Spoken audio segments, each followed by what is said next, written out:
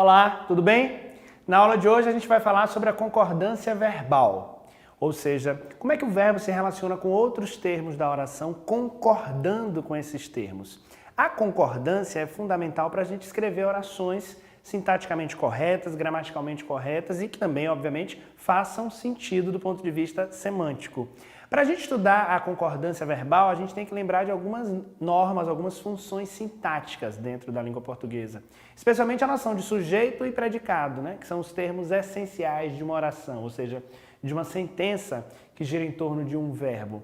O sujeito se relaciona com esse predicado estabelecendo uma relação de concordância, ou seja, o sujeito, se ele estiver no singular, o verbo que introduz o predicado também vai ter que estar no singular na maior parte das vezes. Essa é uma regra básica. Se eu digo, por exemplo, que o computador está quebrado, o sujeito dessa oração é o computador.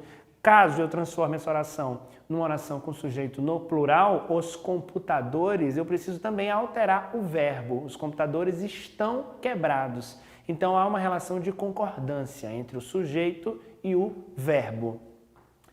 Precisamos analisar quando o sujeito é simples e quando o sujeito é composto. Isso vai nos auxiliar na identificação dessas variações de número, singular ou plural. A gente chama de sujeito simples aquele sujeito que é composto por apenas um núcleo, um elemento. Não estou dizendo necessariamente uma palavra, porque o sujeito dessa oração é a estrela. No entanto, a palavra que reúne o principal significado desse sujeito é estrela.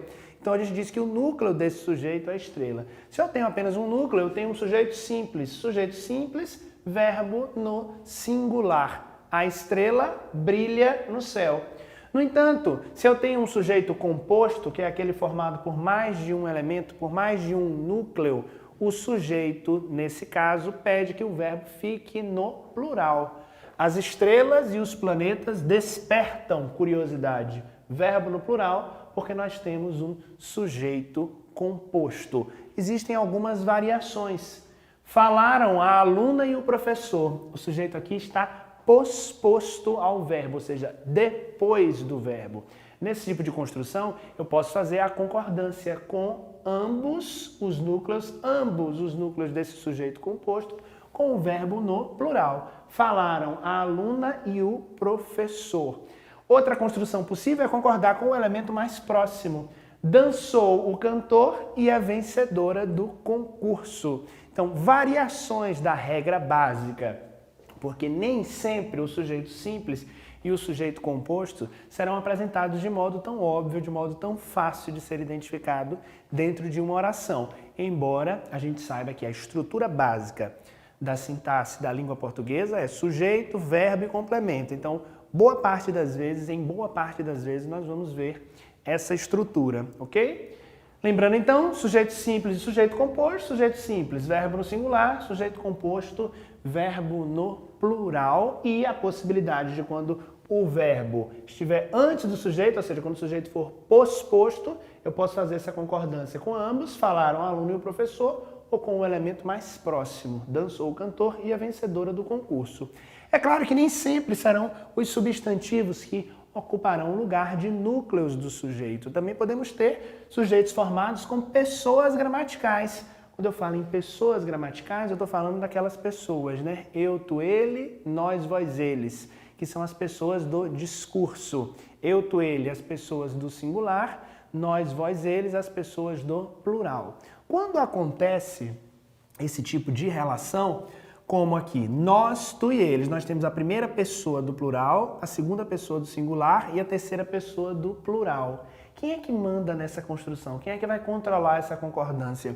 A primeira pessoa do plural. Perceba que o verbo fica na primeira pessoa do plural. Então, o comando aqui dessa concordância vem por meio dessa pessoa, ok? Nós, tu e eles. O verbo fica concordando com a primeira pessoa do plural.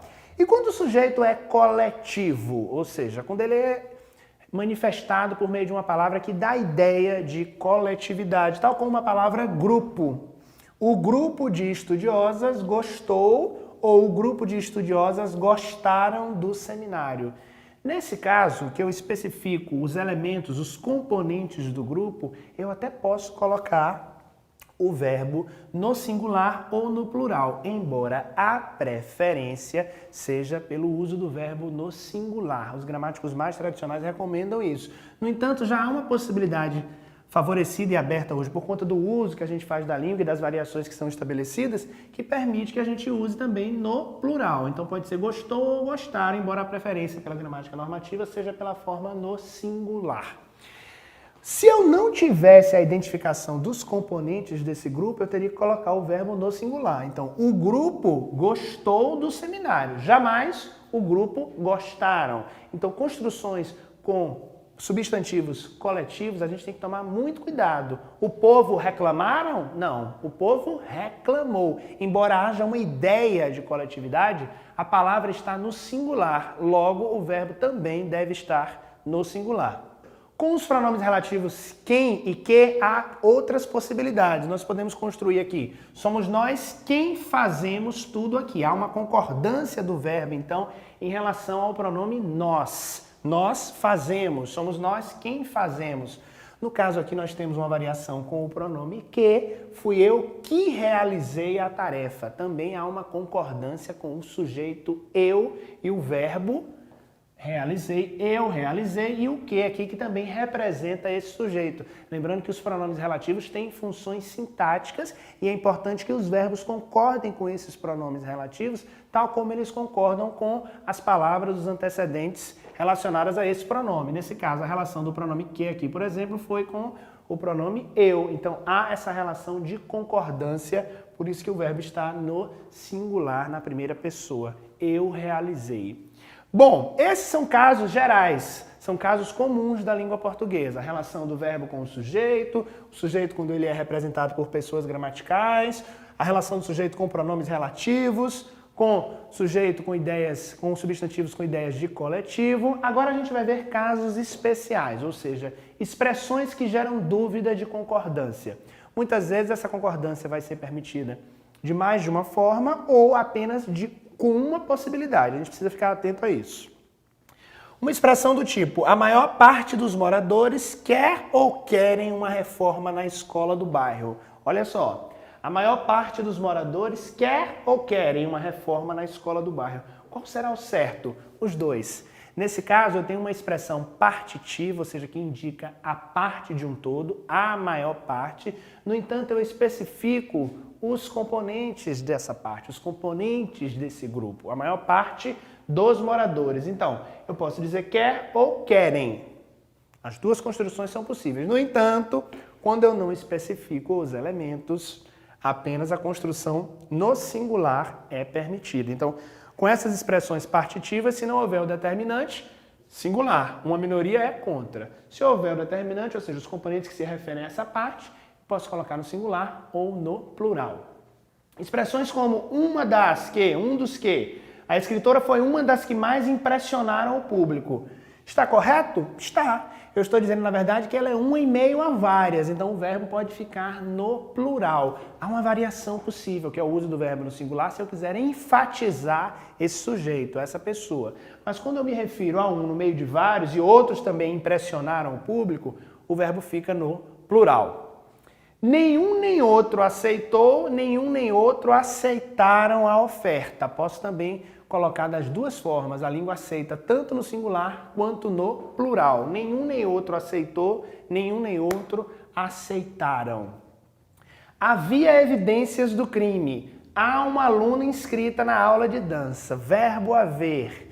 Independente da relação desse verbo com outro elemento no singular ou no plural, esse verbo no sentido de existir fica no singular, ok? Então, havia evidências, mesmo que o termo esteja no plural, há uma aluna. O verbo haver permanece no singular. E aí a gente tem que lembrar de um erro muito comum, que é o verbo haver no passado.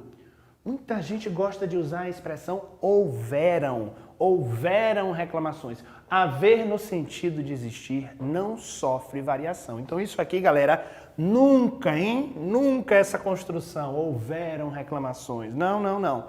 houve reclamações sobre a festa. Então, cuidado na hora que você estiver apresentando um trabalho, fazendo uma exposição oral, ou até conversando com alguém, para não utilizar esse verbo de forma inadequada, né? Especialmente também na escrita, né? Na hora que você estiver escrevendo uma redação, tome muito cuidado. O verbo fazer, indicando tempo decorrido, também não varia. Então eu digo, faz dias que não nos falamos, e não fazem dias. É aquele caso daquelas orações que não apresentam o sujeito e os verbos se apresentam de modo impessoal. Então, faz dias e não fazem dias.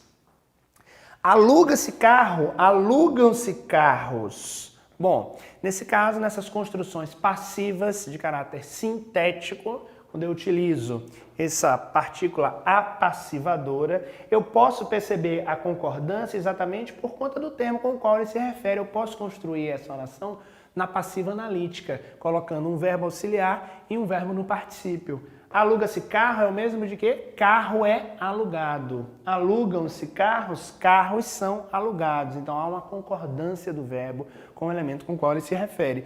Diferente de precisa-se de ajudantes, que esse se é um índice de indeterminação do sujeito.